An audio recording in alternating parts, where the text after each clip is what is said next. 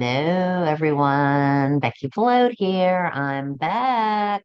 And today, just a quick tip in honor of my scrapbooking Olympics that I'm doing for my clients. And using the rowing event, it called for making some waves with the decorative trimmer. So I just wanted to give you some decorative tips. So for those of you that are participating, doesn't really have to be a wave. I mean, if it's made, I said by using a wave or a swell. This one is the wave. I have to look at it. This is backwards, and this is a swell. So it doesn't really mean it has to be an ocean page or something like that. All right, so I just wanted to clarify.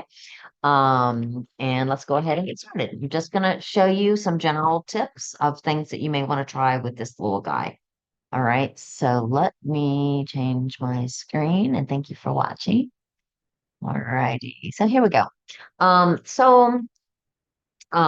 of the things that people don't realize when you're trying to get things to nestle and this is a beautiful tool to get things to nestle, is you want to stay in the middle. All right, or be consistent. I mean, you really don't have to, but if you stay in the middle, then then every single time you stay in the middle and it's gonna nestle. I guess it'll make sense in a minute. So I'm gonna go ahead and cut this piece here. And then I'm gonna slide it, and then I'm gonna put it somewhere. And if you want to do a double page spread, cut them both at the same time. Like take two pieces of paper that match and whatever size you want to do, and just go ahead and cut them at the same time. And I even recommend folding them this way so that the matching pieces are together before you start doing it. Sometimes it may not matter, but if it does matter, it matters. All right. So I can put this here so that they nestle nicely. I can scoot or not scoot. What if I now wanted to do one with the wave pattern? Again, make sure it's centered in the space. Make sure it's lined up to something. In other words, we want it to be even, like whenever you're cutting something straight, you always make sure it's on a line, right? So that it's not at an angle. And you want to do the same thing with this too. You want to look at all these swell pieces and make sure they're all on the same line. Okay, so now what we have is this would make a really pretty border. You could put embellishment groups. You could cut a circle or an oval with your cutting system and put in a little embellishment group on this. You could mix the colors by flipping it. So it's still going to nestle nicely, even flipped here. And we get a different look. You could do the same thing with this piece, um, which I prefer actually. Just me, but I like to minimize my busy patterns. Sometimes I feel like a little is a lot when you have a busy pattern, and you can minimize it and get more bang for your buck. All right, so isn't that pretty? But again, if I had two sheets of paper and I did it at the same time, then you don't even have to worry about measuring, measure spots. Okay, so you can see how this piece is really pretty too. I could do a double page spread where this is on one side and my scrap goes on the other side, and that's all it needs here. But if you wanted to do more, some people panic, oh, I pulled it away. Now I'll never be able to get them to nestle. Not true. Just put it back in. Go ahead, make sure it's centered in the space. And then pick a spot, doesn't matter. Make sure all of your Humpty Humps are all lined up. These are all on a line. You can't see them because, well, maybe you can. You can see the grid here. I'm just making sure it's on a line. And then I'm going to cut this. And then we'll go back over here. We'll put that piece there. And we'll flip this one over.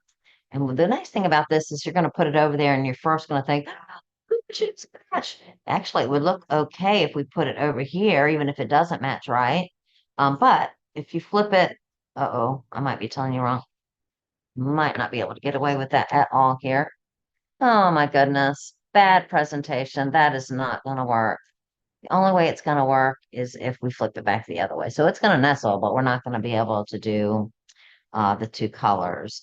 So what I would say to that, yeah, I'm kind of glad that happened. So then what I'm going to do to eliminate any problems, just go ahead and we're going to cut off some of this. We're going to put this back and then we're going to add this there. So there we have our colors that we want. And it made it easy because it's a straight and we couldn't goof at that point. All right, is that cool? So let's just do some more looks. Um, let's go ahead and do a couple at a time. Oops, wrong tool. So what if I wanted to angle it a little bit? What I'm gonna do is fold it the other way so that you can see a little bit better. Okay. And again, I don't care. I'm not even trying to measure because it doesn't matter. I'm cutting them both at the same time. So what I'm gonna do is kind of put it at an angle, any angle that you want, and I'm gonna pick a blade or two. What if I did this one down here too? Should have done this one first because it was farther out, but we're gonna survive. All right, and then take a look at what we got. So I could put him there. Could put him over here. It's gonna fit back together somehow. You're like after that last little performance you did, you need to show me because I don't trust you. But see how that looks really nice there. And see, we'll put that one there. And then we can do the same thing over here. Is that cool? If it's too thick, you know what you can do? Like if you think, oh, I like it, but I don't like how much space it's taking, take this, put it back together. Just showing you my thought process. It's like sometimes I cut something and I'm like, don't like it. I want it less.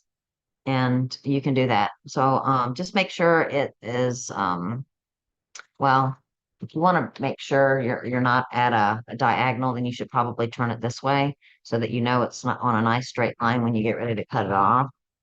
And so now we can put these back in. I believe this one here. And now it's not as thick of a border. If you want it more thin, I didn't have a problem with the half page either, but just so that you can get some different looks. All right, so that's kind of at an angle. All right, let's look at some more.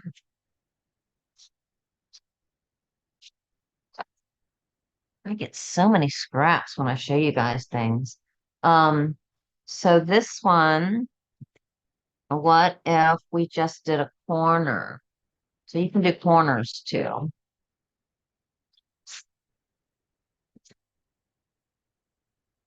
Fold them so that they match.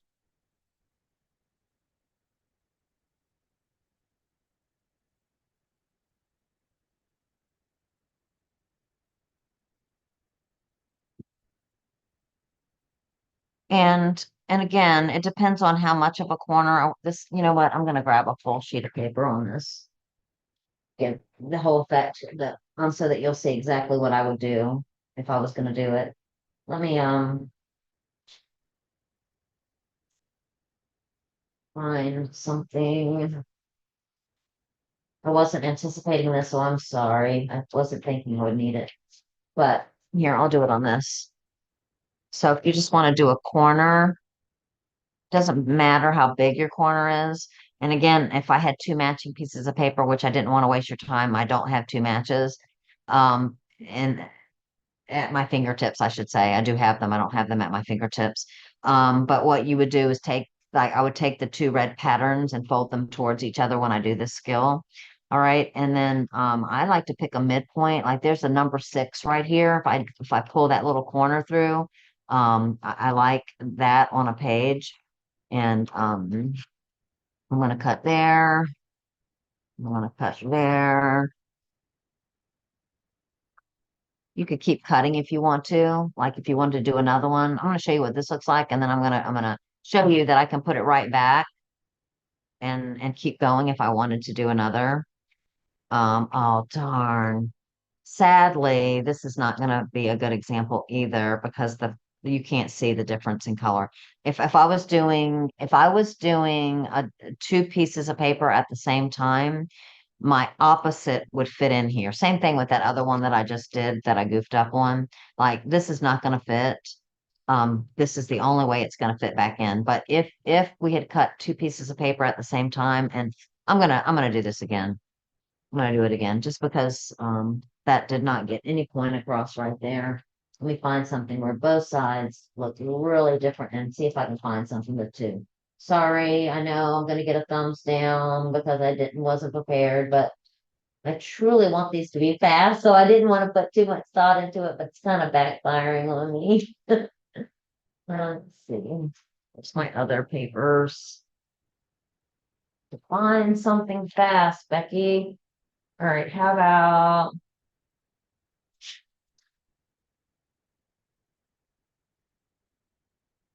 all right, so this is probably with the watermelons, probably not my favorite color combination, but at least it's gonna work.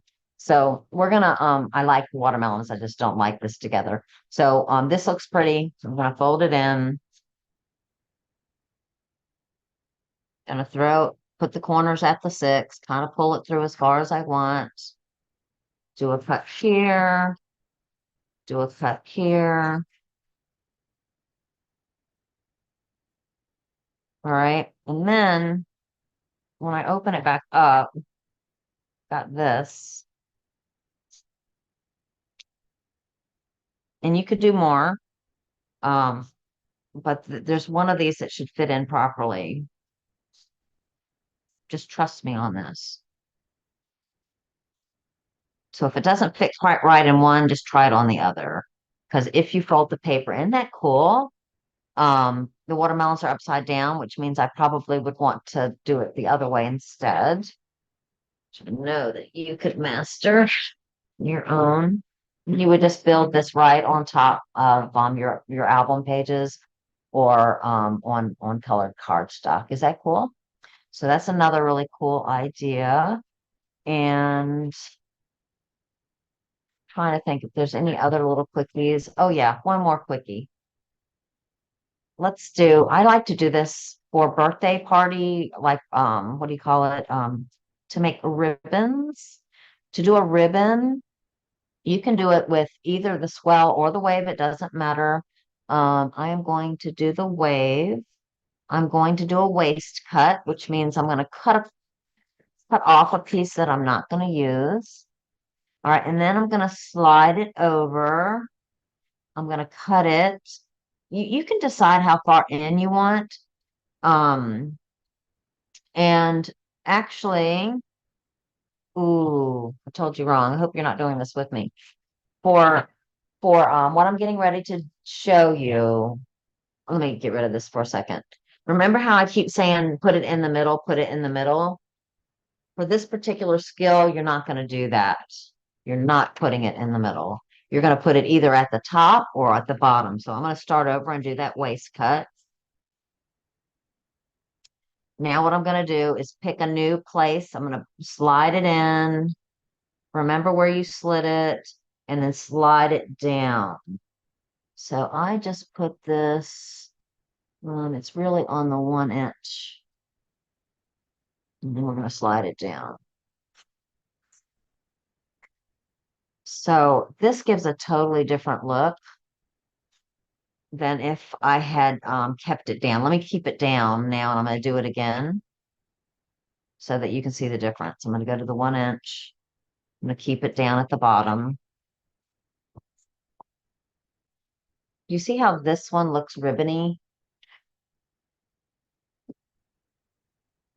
A little difference in the way they look, right? I like to take these and kind of notch the corners with my scissors.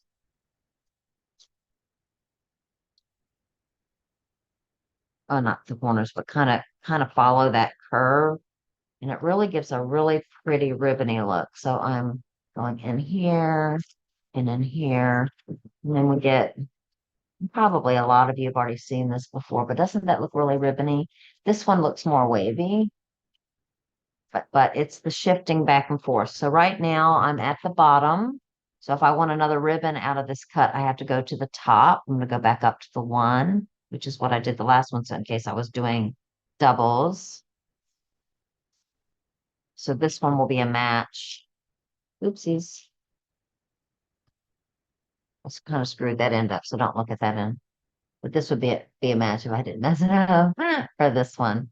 All right, you can do also little skinny ones. I'm at the top. So let's do a little skinny one to show you. So this I did not shift, so it's not gonna be a ribbon. It's just gonna be a little snaky, little wavy guy, showing you little spaghetti strips there. I'm gonna do a match for him, so I'm not shifting it. I'm gonna go down. If it were in the middle that for these, it would be just fine. It's only the ribbon that this ribbony look that you want to be careful about.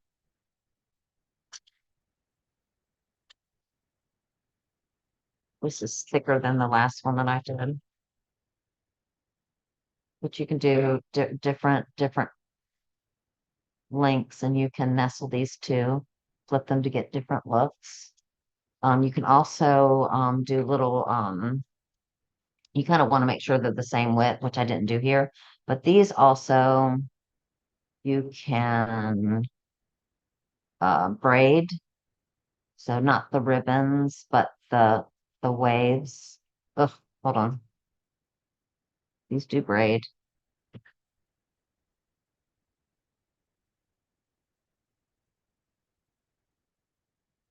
kind of like that. Okay, so now I think I've showed you all that I can. All right, so I am going to thank you so much for joining me, and I hope that you will do your rowing page and try our decorative journal. Thanks for watching, everyone. Sorry for my mess.